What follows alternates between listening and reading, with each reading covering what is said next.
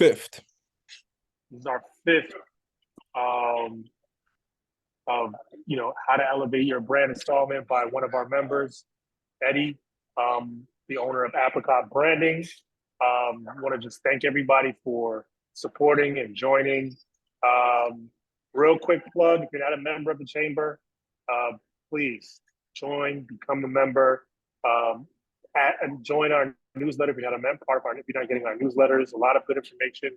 We send those out really often, and also on social media. Connect with us on social media. We want to learn more about your businesses. And from there, Eddie, I'll let you take it over and see what we can learn about how to elevate our brand. All right, great. So yeah, I just want to start by saying thanks to y'all for joining us this afternoon. So I know y'all are really busy, but thanks for really taking the time out of your busy schedules to come and join us for another presentation. So before we dive in, I want to start by giving you all a chance to promote your businesses. So if you have a brand or some kind of nonprofit that you would like to promote, feel free to put your hand up in the chat. And then after you get called upon, you would have about 3 minutes. So just let us know your name, the name of your brand, where you're calling from, and what you offer. So who would like to go first? Let me see. Who would like to introduce his or herself? I see Carmen Booker. Okay, Carmen hi. Booker, okay. Thank you. I'm Carmen Booker. I'm an attorney and business and nonprofit consultant. And I have my own business consulting firm called Comfy Perfect Professional Services. And I establish corporations, LLCs, a lot of nonprofit organizations, write and review contracts, and do trademark searches and registrations to protect your business name and logo on a national level. And I'm calling from Maryland. Great, nice to have you. Thanks for joining us. Thank you. Great, great. So who would like to go next? I see Janet. Hi, thank you for having me here, and hello to everyone. My name is Janet Blackman, and I have two services or ministry that we provide.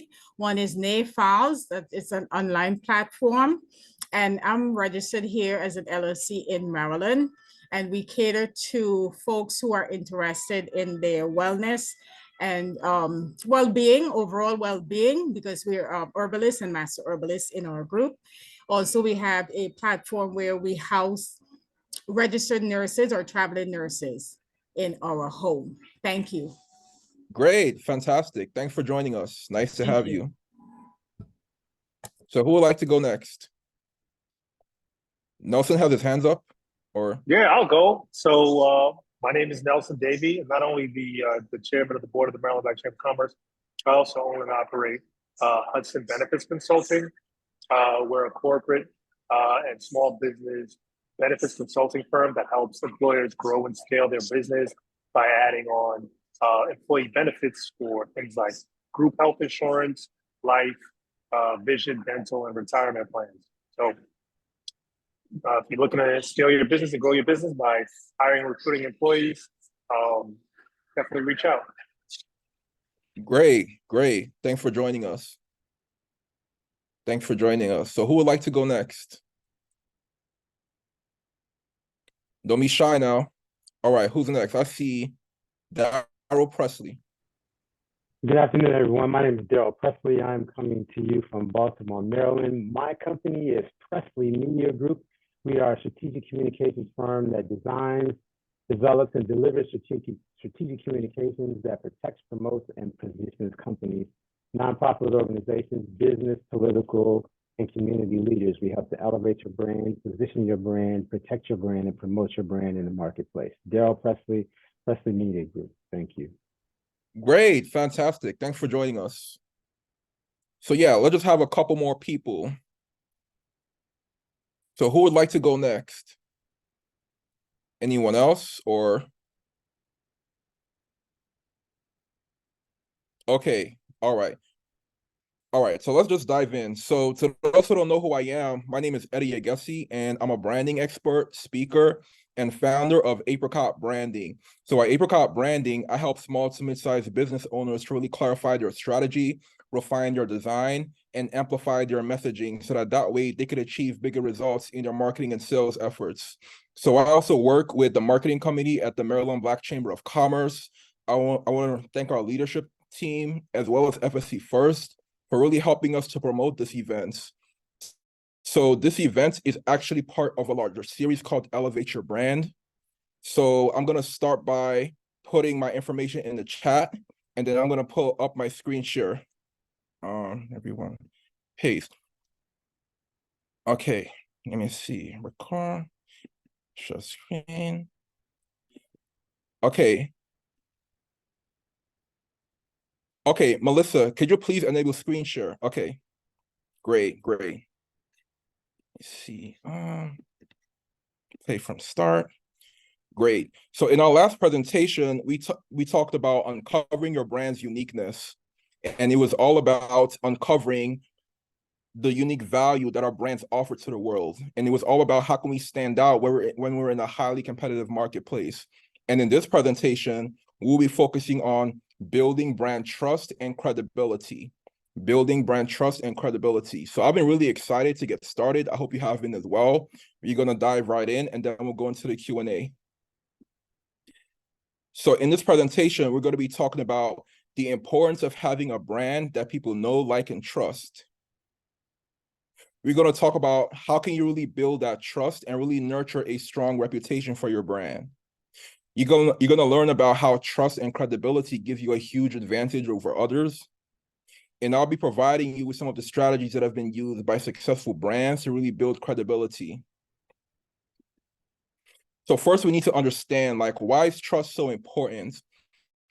Why is it so important to have a brand that people trust? Why is it so important to have a brand that people know, like, and trust? So the data doesn't lie. And according to the data, 81% of consumers need to trust a brand in order to buy from them.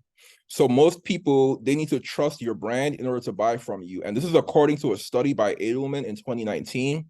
So this study really reveals that trust is so crucial today, especially with the fact that most people, they don't really trust the brands that are out there. So think about your own personal life, because everyone is a consumer. So think about your own personal life. Think about the brands that you use on a regular basis. And what is it about these brands that make you feel like you can trust them? And think about your own business life as well. So when customers come across your brand, a lot of times they may have come across other people with similar offerings. They may have come across other people who are selling something similar to what you're selling. And a lot of times they may have been dissatisfied in the past. They may have been burnt in the past. They may have been scammed in the past. So if you don't have a strong sense of trust in your brand, then they're going to make these false assumptions based on your past experiences or based on what other people said. So that really shows why trust is so important. And trust isn't something that you build overnight. It's something that you build over a long period of time. So now that we understand why trust is so important, let's talk about 6 ways that you can really build that trust and credibility, no matter what industry you're in. Here are 6 ways to really build trust and credibility. So the first is through social proof. So this may seem obvious to some people, but there's still a lot of people who they don't really put that effort into building social proof. Because the way customers think is when they come across your brand, they need to know what the other people have to say. They need to know how other people's experiences have been. And that's the same with even your life as well. When you shop online, you will probably want to know what other people have to say. So social proof is really important to build that social proof. So one example of social proof is through testimonials and reviews. So for example, do you have a Google business page set up? Do you have testimonials on the homepage of your website or on your landing page? Or if you have a product, do you have testimonials on your product page? All these things really help to really build that trust and credibility. And if anyone gives you less than 4 stars, then it's really important to reach out to these people to find out, like how can you have improved their experience? So that's what we call reputation management. And that's how we really build that trust over time. So another form of social proof is through endorsement from credible people. So let's say, for example, you sell skincare products, then you would probably want to consider getting endorsements from a well-known dermatologist. So all these things will really help to make your brand look much more credible, much more distinguished. Because if your brand gets endorsed by people that people already trust, then they would feel the same way about your brand as well. Another form of social proof is through success stories and case studies. So when people come across your brand, it's important for them to have a much clearer picture of the kind of results that you've been able to get in the past. They need to have a clear picture of what the outcome would be, how their life will improve, how their business will improve after they use your offer. So that's what case studies is all about. It's all about painting a clear picture of the impact that your brand has made. And the thing about success stories is that everyone's situation may be different. So everyone may have a different outcome when they use your service. But success stories, they just help to give people like a better idea of the kind of impact that you've been able to create in the past. So it doesn't really guarantee that their results will be the same, but it does help to alleviate any concerns that they may have. Another form of social proof is just asking for referrals. So referrals are one of the most powerful forms of marketing because most people, they're much more likely to listen to a close family member or a close friend or a close colleague than to listen to your marketing materials. So referrals are a really powerful tool. So my question to you is, what are you currently doing to get more referrals?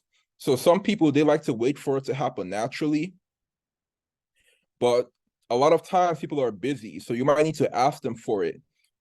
You might need to remind them. You might need to provide incentives. All these things will help you get a lot more referrals so that your brand looks much more credible. And personally, I know businesses that have been built on referrals alone. So referrals are a really powerful way to market. And the good thing about referrals is that most of the time they're free. They don't really cost much to get referrals. Another form of social proof could be video testimonials. So when people are able to watch a video of a customer who is talking about how your brand impacted his or her life, that could be a really powerful way to build that trust and credibility, because with video, it's much more engaging. They could see how happy the people are. All these things will really help to make your brand look much more credible. And also just by building your social media presence. So we'll talk about this in a little bit more detail down the road. But when you're able to really take the time to build your social media presence, all these things really help to make your brand look much more credible, because when people come across your brand for the first time, they would probably search for you online. They would probably come across your Facebook page, your LinkedIn page. And if you have a really good following, if you're posting lots of content, then it would make your brand look much more credible through social proof. So yeah. So the second way to really build that trust and credibility is through content creation. Content creation. So the world of marketing and advertising isn't like it used to be. So before, if you wanted to market your business or your offer, you would have to pay someone to put your brand in front of customers when they're watching television or when they're reading a magazine. But these methods of marketing, they don't work as well as they used to. So nowadays, a lot of brands are thinking about, how can we create the content that our customers actually want to watch, actually want to read, actually want to listen to? And that's what content creation is all about. So it's more of an indirect form of marketing in which we're creating content that's designed to attract our ideal prospects or our ideal customers. And customers, they're constantly switching between different devices. So they need to be able to access your content from their phones, from their tablets, from their laptops. So by creating the content that customers enjoy, that would make your brand look much more credible and much more valuable, because they're not just thinking about you when they're ready to buy. Then your brand becomes a part of your everyday life and you're constantly consuming your content. So there are different types of content. You can create educational content in which you're teaching people something new. You can create inspirational content in which you make people feel inspired. And sometimes it could also just be pure entertainment. So these are all forms of content creation. So one approach to content creation that you could leverage is through blogging and SEO. So the way blogging works is that you're creating articles that's designed to attract your ideal prospects. And then you're trying to create as many articles as you can. And then you would see that over time, some of the articles would make it to the first page of Google. And some of the articles will also generate some leads. So it's not enough to just post articles. You actually have to promote the articles, and they need to be optimized for SEO. So blogging is a really powerful way to really generate interest, because before people buy from your brand, you need to spark their interest. And most people, they're marketing for people to buy now. But before they buy now, they need to first be interested. You need to first spark their interest. And that's what blogging is all about. It's about creating content that would really spark their interest. And then based on that, we can gradually lead them to the sale. So the thing about blogging is that you would have to be either really good at writing, or you would have to hire someone who's really good at writing, who can handle your blogging and your SEO. So it's all about what your strong points are. So if you're not comfortable with blogging, then you may also want to consider video content. So some people, they have great personalities, really dynamic, so they're really good on camera. In that case, then perhaps video content is more suited for you. So you can actually have your own vlog or your own YouTube channel in which you're creating video content that's designed to attract your ideal customers. And then over time, you would see that this content will help to really build that trust and credibility so that you have a much stronger online presence. Another form of content creation is through organic social media. So just by posting consistently on social media, all these things really help to increase your reach so that your brand reaches more people and that it looks more credible, because when people come across your social media page, it needs to really stand out. It needs to really stand out. So just by posting consistently on social media, that could be another great way to really build trust through content creation. So there are different channels to choose from. You don't have to promote on every single channel. You could actually pick a few channels that you're most comfortable with. It also depends on your industry. So some channels are more visual, like Instagram, and then some channels are more written, like LinkedIn. So all these things will help to determine the right social media platform that would be best suited for your brand. Another form of content creation is through book publishing. So this is a form of content creation that a lot of people don't really use, but it could be a really powerful way to really establish your brand as more credible. So there are two approaches to book publishing. You can go the traditional route, or you can go the self-publishing route. So if you want the traditional route, then in that case, then you would be selling your book to a traditional publisher. So they would pay you upfront for rights to your book. And then in that case, then they would have more control over how your book is designed, how it's published, how it's distributed, and how it's marketed.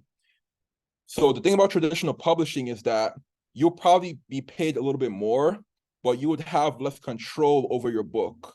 And also they need to accept your book, because traditional publishers, they see your book as an investment.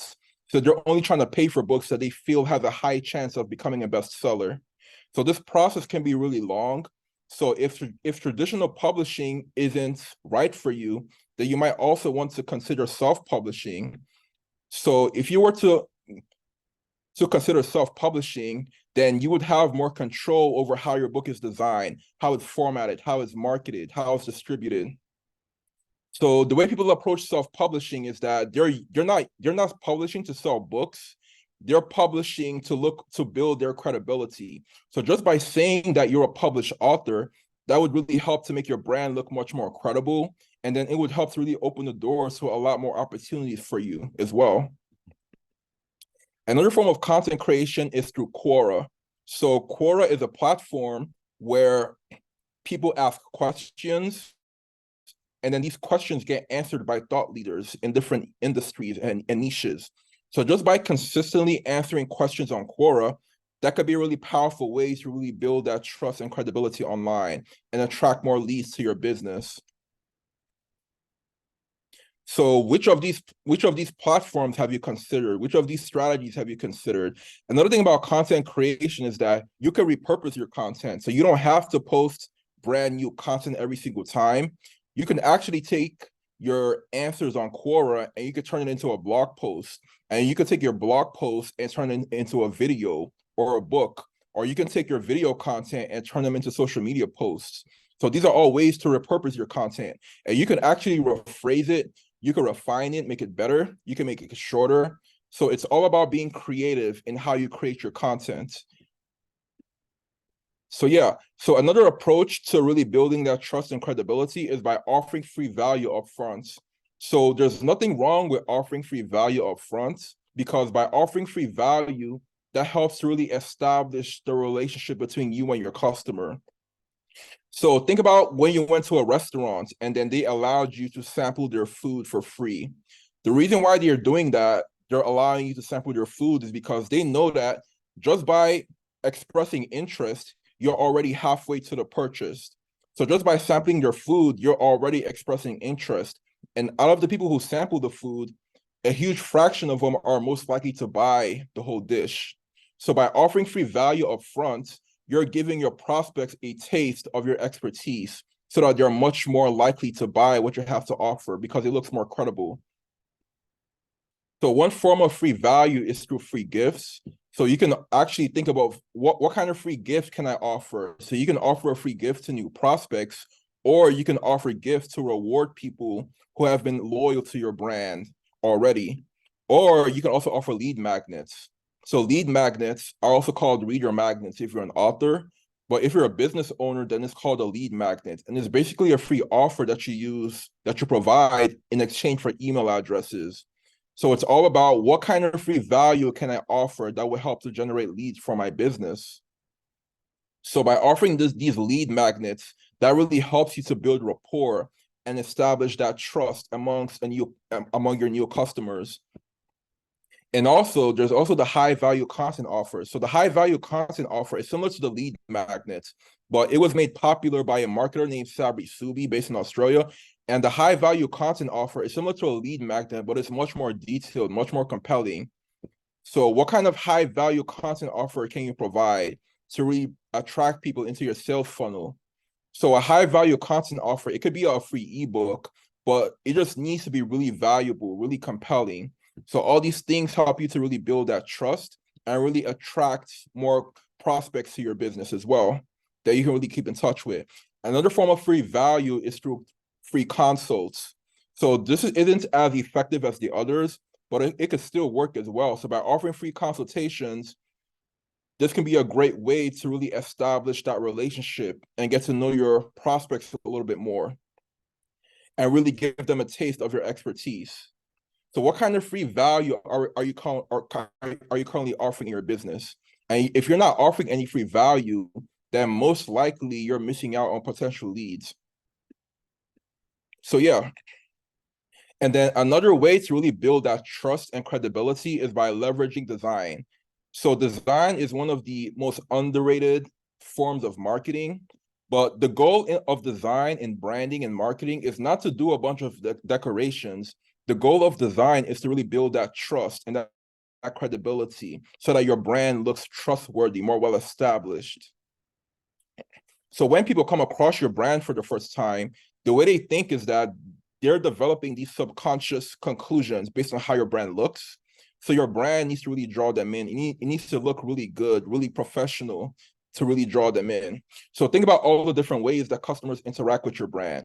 So when we say design, most people just think about the logo, but there's so many other ways that people interact with your brand. So for example, you may have your own newsletters, you may have your own books, your own podcast, you may have your own ads, even your office space.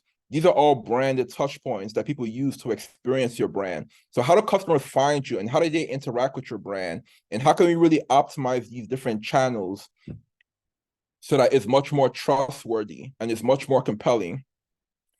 So, and also when you look at all the different ways that people interact with your brand, does everything look cohesive? Does everything look consistent? So it's not about everything just looking the same. So when people come across your brand, they need to be able to recognize your brand even without seeing the logo, because the more recognizable your brand is, the more trust that they're going to have in what you have to offer. So not just the logo, but there has to be other ways for people to recognize your brand. So even just having an effective approach to imagery, just by having your own signature style of imagery, all these things can really make your brand look much more trustworthy. So what kind of images are you using in your brand? So if you're using images that are really blurry, very pixelated, all these things will make your brand not look very credible. So when people look at your imagery, it needs to look really crisp and sharp. And your customers, they need to be able to see themselves in the kinds of images that you use. It needs to really tell a story. It needs to be very evocative. So what kind of image, how does your brand currently approach imagery? And also your personal imagery. So have you taken the time to really invest in professional photography? So just by having a professional photograph, that could really make your brand look much more credible. And there's a platform called PhotoFeeler that allows you to upload your picture, and then people can actually rate your picture and they can give you feedback, and they can let you know the kind of impression that they get when they look at your picture. So do you look trustworthy? Do you look credible? Do you look friendly? Do you look approachable? All this information can be found on PhotoFeeler, and then they can provide you with helpful feedback so that you can really improve your photography and make it much more effective. So my question to you is, aside from your logo, what other visual elements do people use to recognize your brand? How are you approaching design to really build that trust and recognition? So you may have your own style of imagery. You may have different symbolism. Even patterns can be a really powerful way, because patterns really help to aid recognition. And the more people recognize your brand, the more trust they would feel and the more memorable it would be. So how can you really leverage design in a more effective way? So another effective way to really build that trust is through brand collaborations, because branding is a team sport. It's not something that you just do by yourself. And if you look at successful brands, one thing that they all have in common is that they always collaborate. They approach it as a sport. They're always collaborating with other people, other brands.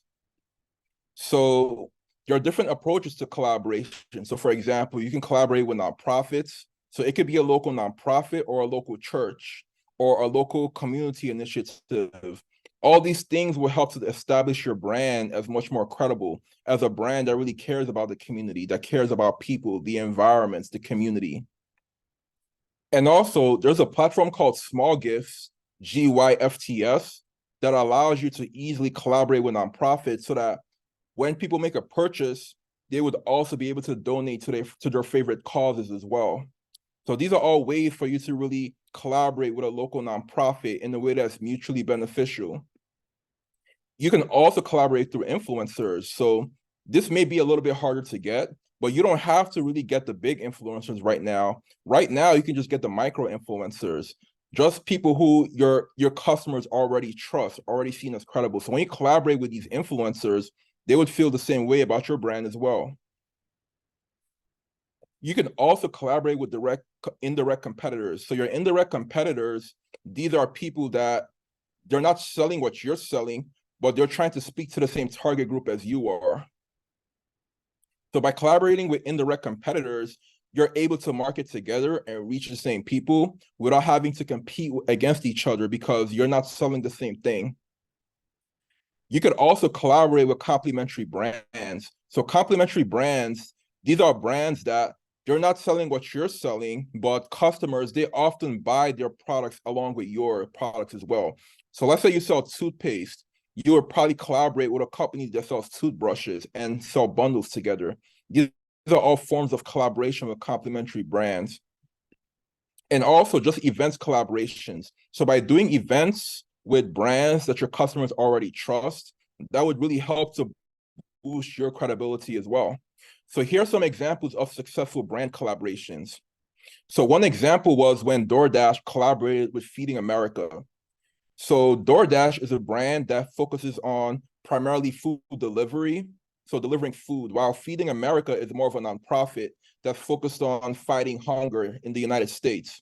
So what happened was, as part of the Hunger Action Month, DoorDash collaborated with Feeding America, and then they allowed their customers to donate $1 for every purchase that was made through DoorDash.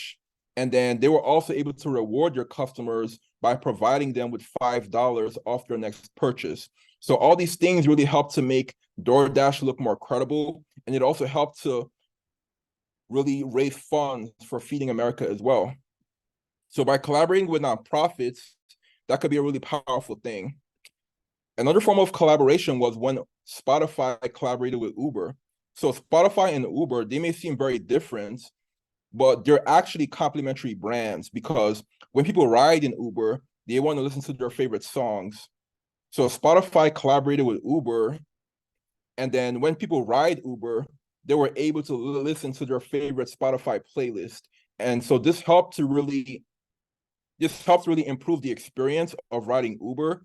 And it also helped to motivate people to want to subscribe to Spotify as well. Another successful form of brand collaboration was when Red Bull collaborated with GoPro. So GoPro is a brand that focuses on imaging and cameras, while Red Bull is an energy drink. So one thing that these brands have in common is that their target audience are people who live a very energetic lifestyle, a very vigorous lifestyle. So they're indirect competitors because they're trying to reach the same people. So what happened was they went into an agreement to market together and create content together. So through this collaboration, they would both develop content, distribute content, and market content together. And all these things help to generate buzz for both of their brands. So one example of a content piece that came out of this collaboration was when Felix Baumgartner, he had this historic jump from space in which he broke the sound barrier. So this was a huge world record that really helped to generate lots of views on YouTube, lots of buzz for both of their brands. So this was a really successful collaboration. So if you don't have a marketing budget, then you might want to consider collaborating with other people and creating content together and marketing together as well. So when you look at this list, I would advise that you could just take some time to just put together a list of different partners that you can reach out to. Who can you really collaborate with to give your brand a huge advantage, to really build that trust? And then another way to really build trust is through good old-fashioned networking and relationship building. So this is more of a longer-term thing. So by really taking the time to really network with people and build that relationship, you're able to really build that credibility and get more referrals and more leads for your business. So it could be a physical event or it could be a virtual event. You could actually host your own events. And also, there's nothing wrong with just, doing some email outreach to really start a conversation with these people. So it's not only about selling, it's also about putting in the work to really build that relationship that really helps to open more opportunities for you in the future. You can also connect with these people on social media so that way, when you have a new release, they're most likely going to see it. And also just by setting up a one-on-one, so just to get to know your business and also to teach them more about what you have to offer. So by setting up a one-on-one to really establish that relationship, you can let them know what kind of leads, who's your ideal referral. So all these things really help to make your brand look more credible. And if you're able to really build that network, then over time, you will see that it would really accumulate over the long term and start to generate more leads for your business as well. So here's some other ways for you to really build that trust and credibility. So you could also consider media appearances and features. So where has your brand been featured? Have you been on any magazines? Have you been on any podcasts? Have you spoken at any events? All these things really help to make your brand look much more credible online. So where has your brand been featured and how can you really get more features? And also, have you worked with any big clients? So by showing the big clients that you may have worked with, especially if you're B2B, so by showing the big clients that you may have worked with, that would really help to really boost your brand's credibility. And also, if you have any certification programs that you went to, so by showing these badges and these logos, maybe on your website, on your landing page, on your marketing, all these things will help to really make your brand look much more credible when they come across it so that you can really build that trust with them. You may also have different associations, different partners. By letting people know who you're partnering with, all these things will also help to elevate your brand as well. And also, most people, they can't really guarantee anything, but if you're able to guarantee something, if you have 100% guarantee, then that's a huge advantage because you can really leverage that to look much more credible. So if you can promise your customers or guarantee them a certain outcome, then that's definitely a powerful way to really build that trust. And also just by being transparent, so how your product's made, what goes on inside your buildings, or if you're a nonprofit, then people, they need to know what are your donations going into? Are you issuing reports? These are all forms of transparency that will really help to make you look much more credible. So my question to you is, what strategies have you implemented to really build that trust and credibility? And what other strategies are you considering based on what we've gone over today? So here are the key takeaways. So before your prospects make a decision, they really need to know what the other people have to say.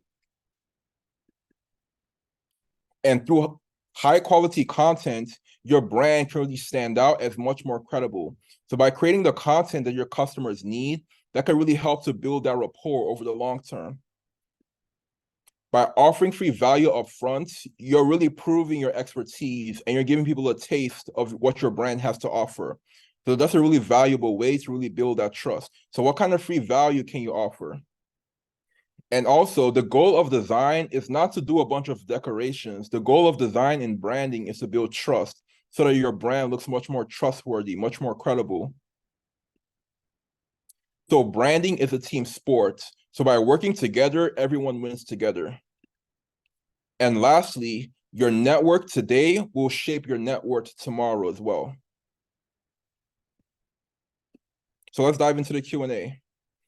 So if you have any questions, feel free to put your hand up and we'll dive right in. Let me see.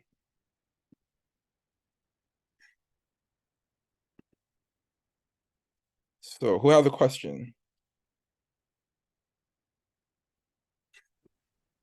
Hey, Eddie, I have a question. Okay. Okay. So you said that, I guess, image, you said when you're using like, images or design is what you said. It's not about decorations.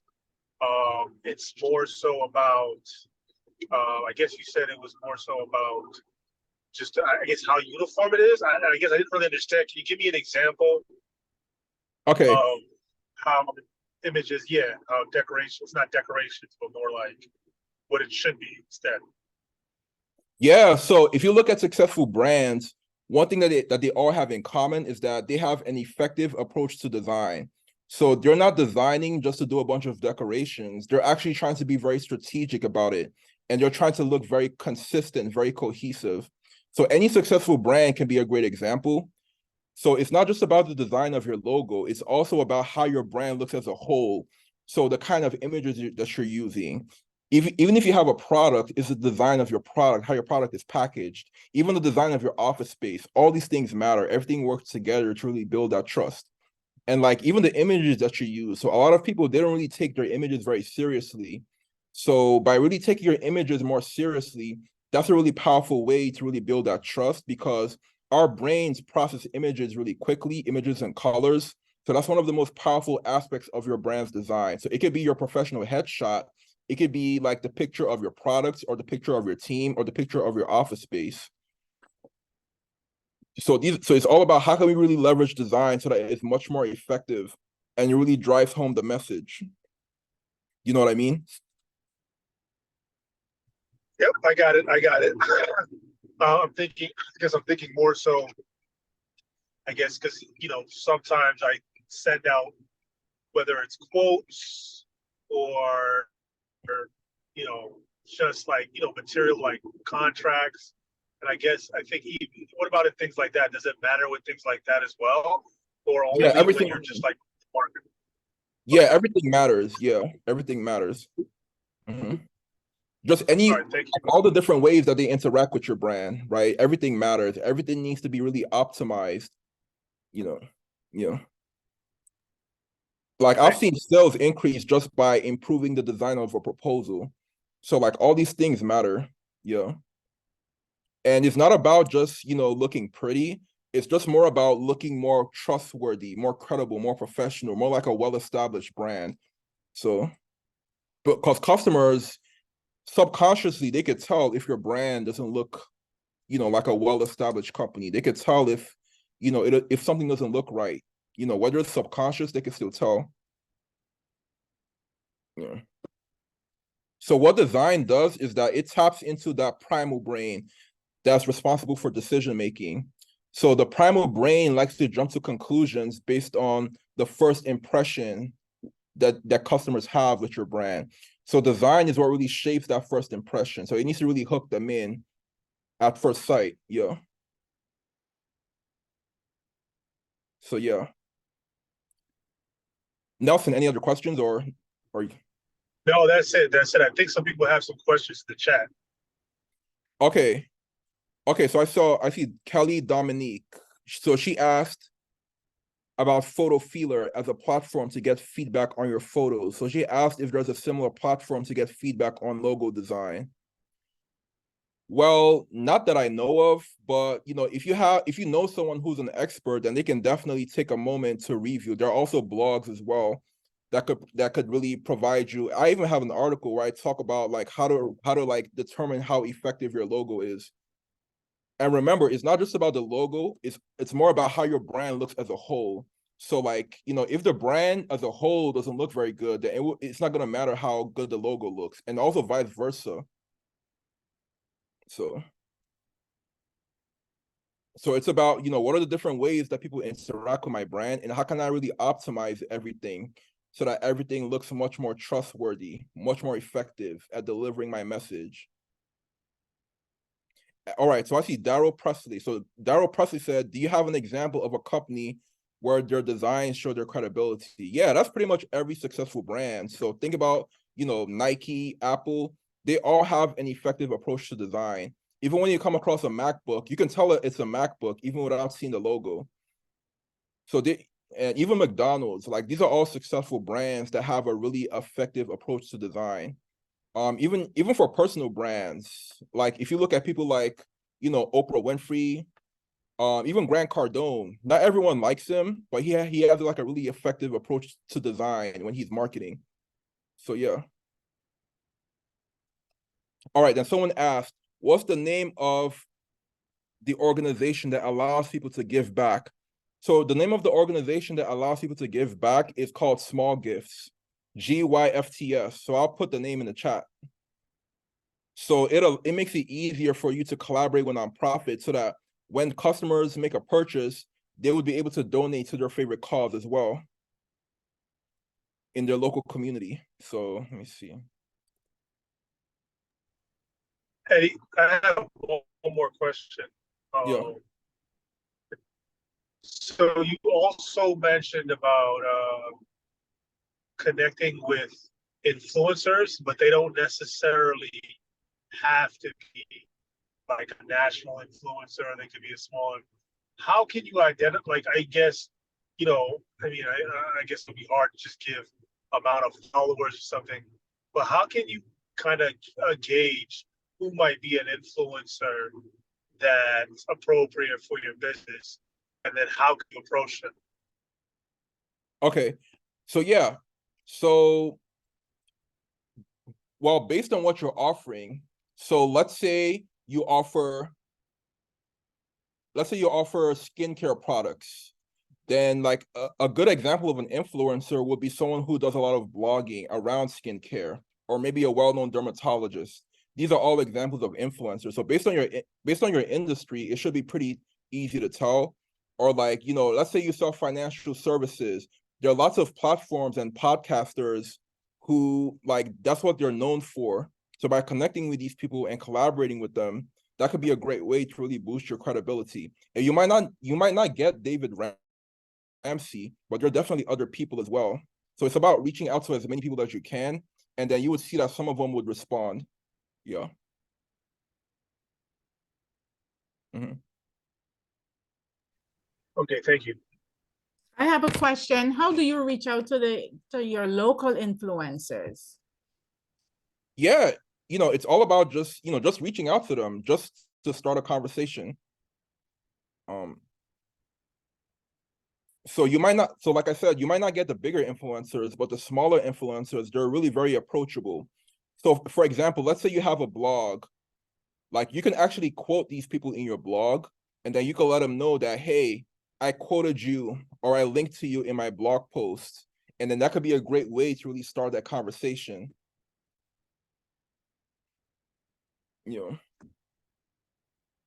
Okay, thank Also, you. like you need to really align with what they're all about, because influencers, they want to collaborate with people who align with what they're all about. So it's all based on like, what you're all about, and then finding people who align with, what you're about, so that there's more synergy in the relationship. Yeah. And sometimes you might even have to give away a free gift just as a way to really start that conversation, or you can mention them in a social media post, or all these things are ways to really start that conversation. Okay, thank you. Okay, great. So yeah, so Kia asked, what kind of person would be credible to collaborate with for a clothing brand? So it's all based on the target audience. So let's say the clothing brand is geared towards younger women, then a good influencer will so let's say it's a sport clothing brand, then a good influencer would be someone who's like a local athlete for the clothing brand, or someone that has to do with the whole lifestyle of the target audience. These are the right kinds of people that you can really collaborate with. Yeah.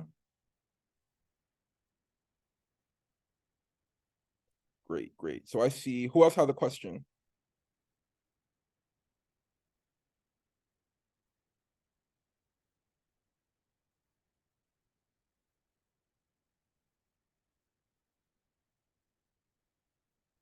Okay, does anyone else have a question? Let me see. Okay, someone asked, are ads more useful? Are ads more useful? Well, they are, as long as you know what you're doing. So you would need to really either know how to run ads or hire people that could really manage it. But I would suggest a combination of both advertising and content creation as well. Because the thing about ads is that sometimes they might be very interruptive.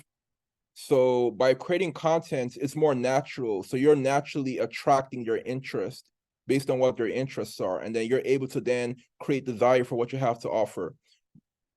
So ads are more of a shorter term strategy, while content creation is more of a longer term strategy. So can I ask you a question? Because hi, I'm Tammy.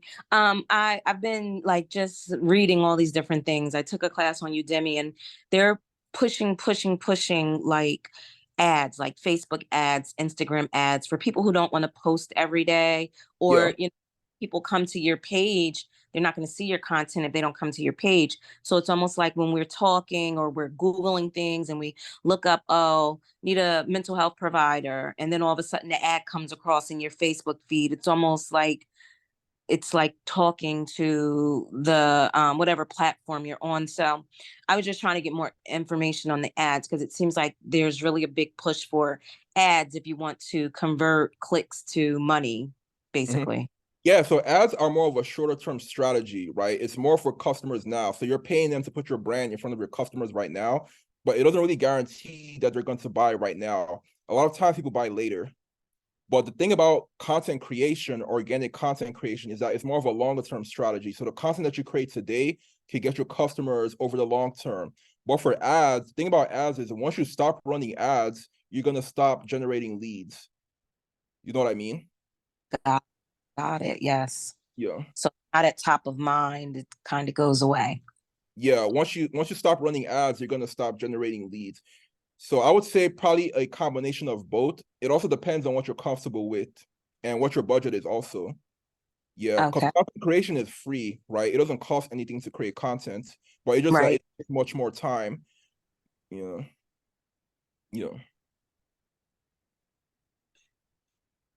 Let me see. Okay, so who would like to go next? Okay, so let me ask you all the question. So who would like to go first? So my question is, what strategies are you currently using to build trust and credibility? Or what strategies are you considering using? So who would like to answer? Who would like to let us know the strategies you're considering using to build trust and credibility based on what you've seen in this presentation? I can go. Sure. So I think so one of the first things I did with my business, and even though I kind of feel a little bit, sour about it, because it didn't really turn over customers, and it's hard to gauge the cost with, revenue, like, return on the investment. But I did spend a lot of money initially on branding. Like, I mean, you might even be seeing my my headshot right there, my website. We did, the guys, they created a branding guide, like a messaging matrix, so that all my messaging was consistent. But for years, I was kind of like, I don't understand what all of this money is going. I can't measure its success, But I guess hearing Okay. you say is that it's added to my credibility. So that's one thing that I think I've done already. Okay, so let's start with that. So when you said that you invested in branding, did you invest in brand strategy or brand visual branding or brand design or brand messaging? Because there are different forms of branding. It was a brand strategy. It was more of a comprehensive strategy. They talked about who's the target audience, what's the mission of the company, who am I trying to attract? And then they kind of, like I said, with all of that, after a couple meetings, they put together a comprehensive, like what my messaging so my messaging was consistent, as well as the colors and some of my business cards, any swag we had, our website, it was all consistent throughout. But I would Okay. always be like, I don't know why I paid for all of this, because I couldn't really, correlate that cost towards, no customer saying, oh, I did business with you because I liked your branding. You get what I'm saying? But Okay. I hear what you're saying now. It's because it probably helped because it made me more credible. Yeah, yeah. And also, like, the thing about branding is that branding and marketing work hand in hand. So one of the main goals of branding is to get better results on your marketing. So the ROI of branding will be seen in your marketing. You know what I mean? Because marketing is more data driven while branding isn't. So branding is more about really establishing your business and gaining more clarity about, for example, how's your industry changing? How's the world changing? What are some future threats or future opportunities that you may leverage in your business? So all these things need to be addressed up front. And also, like, what are the key offers and how can you really optimize your messaging so that it's much more effective, much more compelling? What's your strategy of how you're going to create that desire? So different companies approach branding very differently. Some are much better than others. Yeah.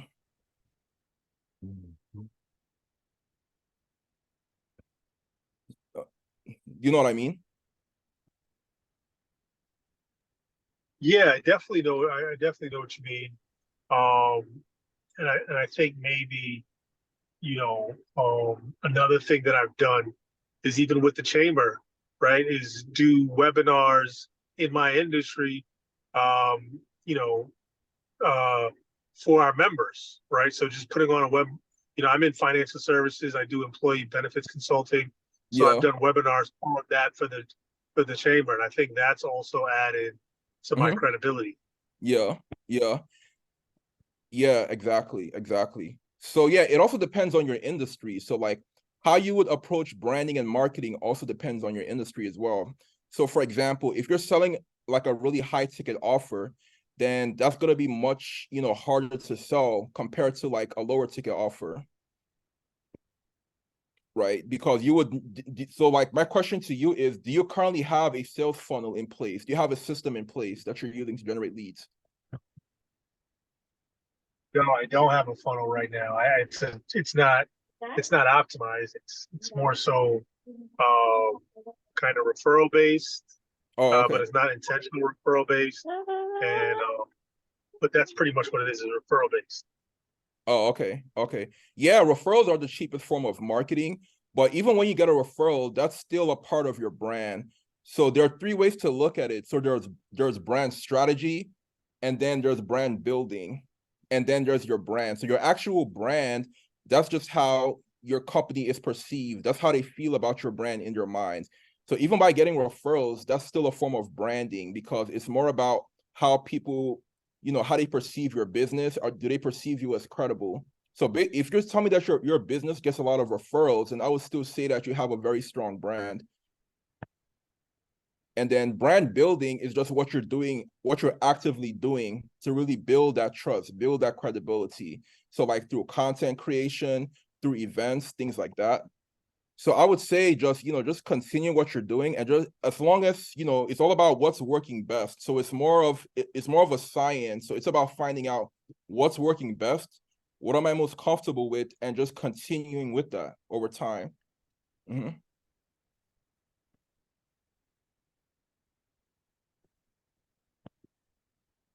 Yeah, that makes sense. Yeah. Thanks.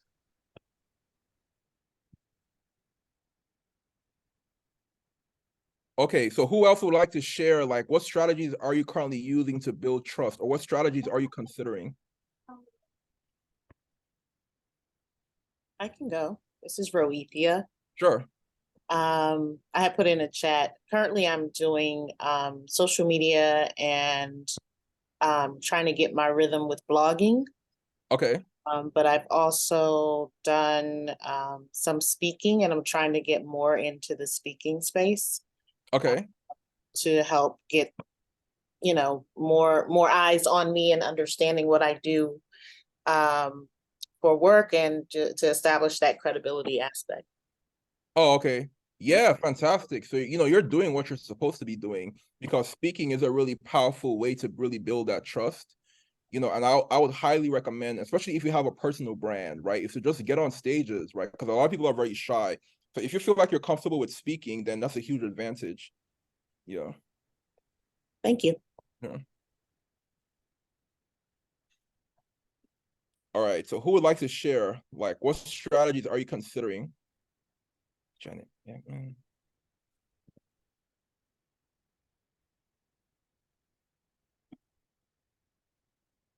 Eddie, Yeah. I'll go next. This is Sanita with Brand U World. I years ago, and my website, and it's outdated.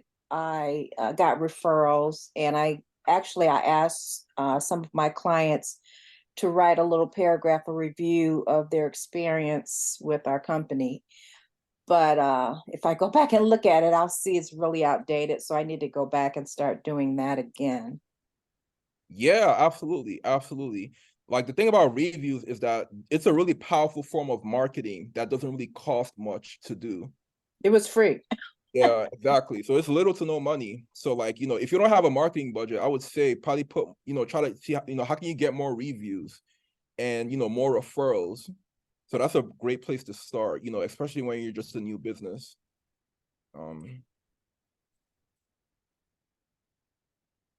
Okay, so yeah, let's just have a couple more people who would like to share some of the strategies they're considering, or, what's worked in the past. What have you, anyone else? Or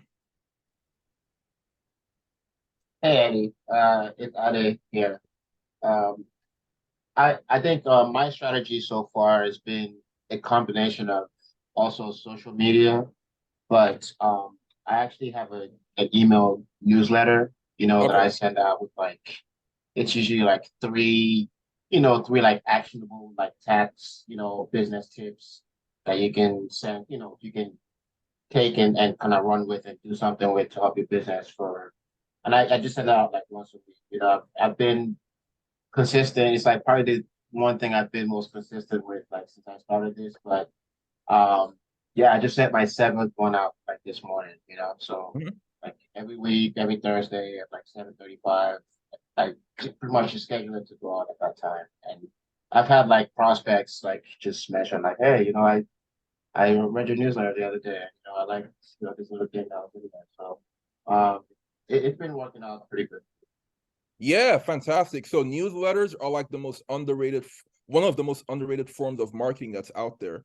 But newsletters are a really powerful way to really reach your customers where they are, because not everyone might be spending time on social media, but everyone checks their email. So based on what you said, my question to you is, do you personalize your emails, or do you just send them out? So I don't personalize them. Well, I do customize them, So there's like little like pictures and things that I try to make it engaging as much as possible, and I include like links there to like stories that I'm talking about. But Yeah. I don't personalize it per se because it's going out to like at least a few hundred people. Okay.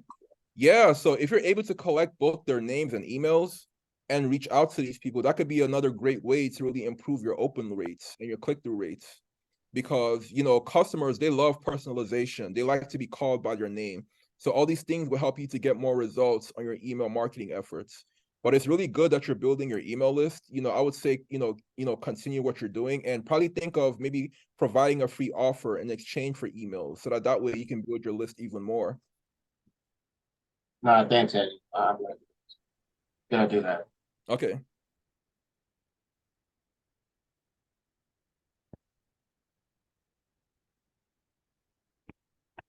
Okay, so let's have, one more person who would like to talk about the strategies you've been using or considering. I can go, Eddie. It's Valerie. I too have a newsletter. My issue is consistency. So when you were talking about hiring someone to do the writing for you, I think that that's where I need to now invest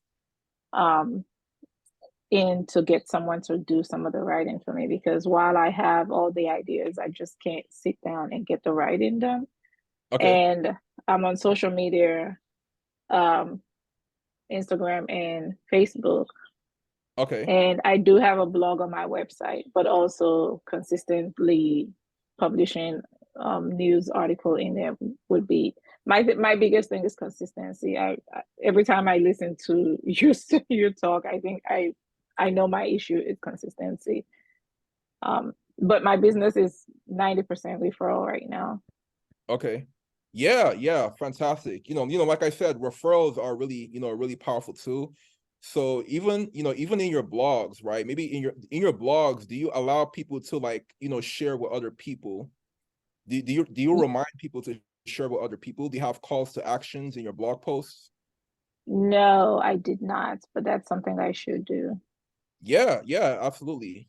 So I would say take a moment to look at your analytics, right? The blog post that's doing the best, you would probably include a call to action on that post. Like, what do you want people to do after they read the post?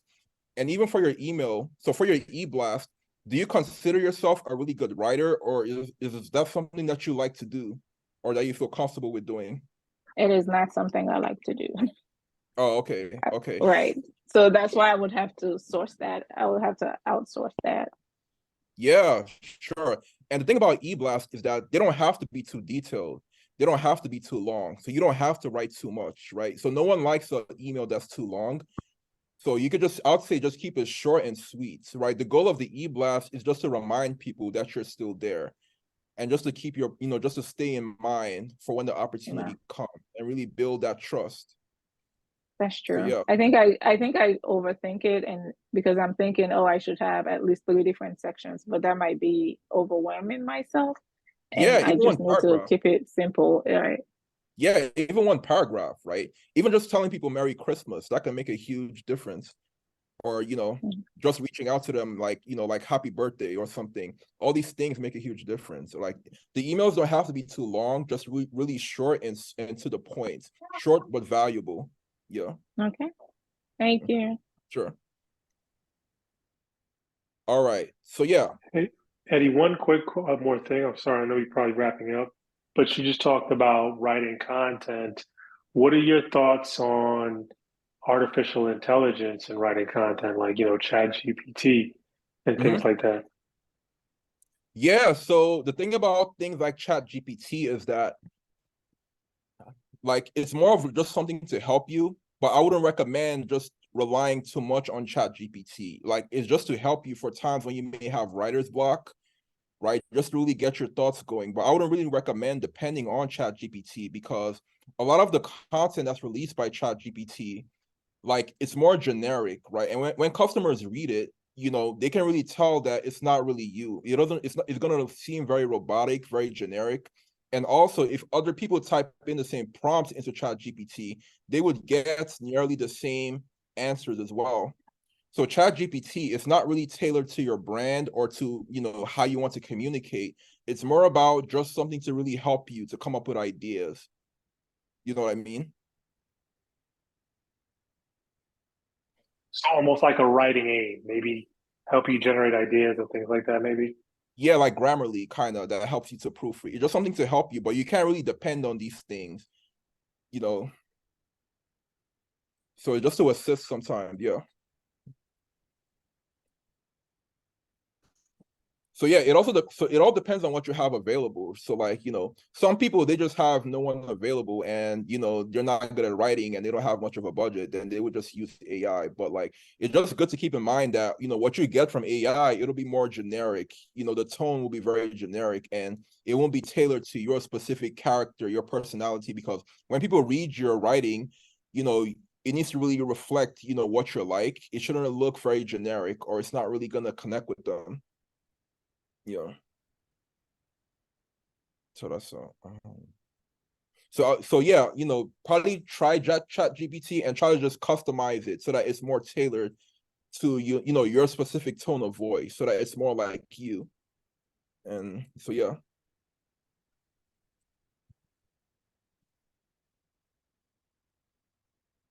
All right. So yeah, if there's any, is there anyone else or?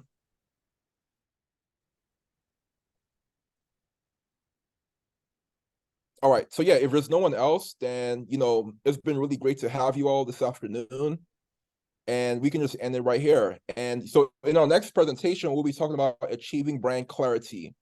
And it would just be about, you know, just gaining more clarity on your brand, your goals. So that's what we talked about in our next presentation on the September 21st. So if you enjoyed this presentation, feel free to attend our next one. And it's been really nice to have you all. Bye-bye. Thank you. Bye-bye. Sure.